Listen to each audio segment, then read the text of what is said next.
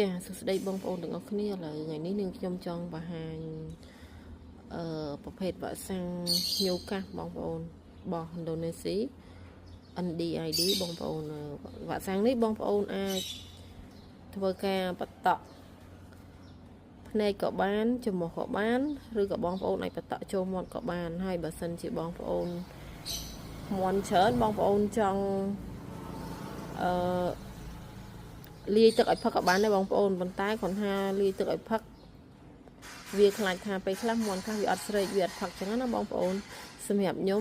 ជ្រើសរើសយកបតក់ភ្នែកបងប្អូនចាខ្ញុំជ្រើសរើសយកបតក់ភ្នែកឥឡូវបងប្អូនចាំមើលខ្ញុំលាយវ៉ាក់សាំងនេះឲ្យបងប្អូនមើលទាំងអស់គ្នា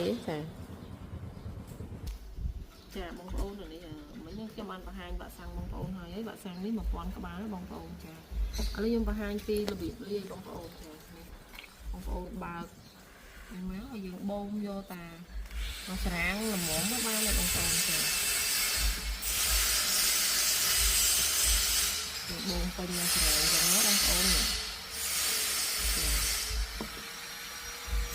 ងប្អូនបានដាក់នេះវាមានទឹកមានដបនេះបងប្អូនដាក់ហ្នឹងហើយយើងធ្វើការបើក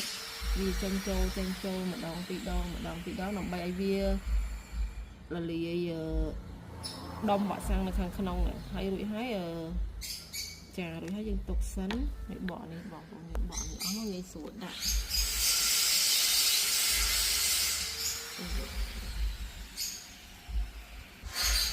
ចាយើងបើកវាចេញពីក្នុងហ្នឹងអស់មកបងប្អូនយើងពេលយើងមើលឃើញដុំវ៉ាក់សាំងនឹងរលាយហើយបងប្អូនអាចបើកយកទឹកនឹងចេញអស់មកចានេះបើកទឹកចេញមករួចទៅនេះបងប្អូនយើងដាក់ចូលមកក្នុងនេះចាដាក់ចូលក្នុងហ្នឹងហើយយើងបើកយកបូមវាចេញអស់មកបងប្អូនបូមវាចេញពីលើអស់មក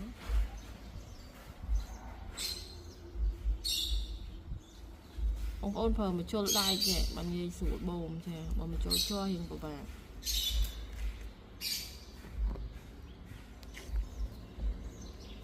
ហើយពេលយើងលាយហើយយើងយកវាទៅបតក់បងប្អូននេះសម្រាប់ខ្ញុំបើបងប្អូនចង់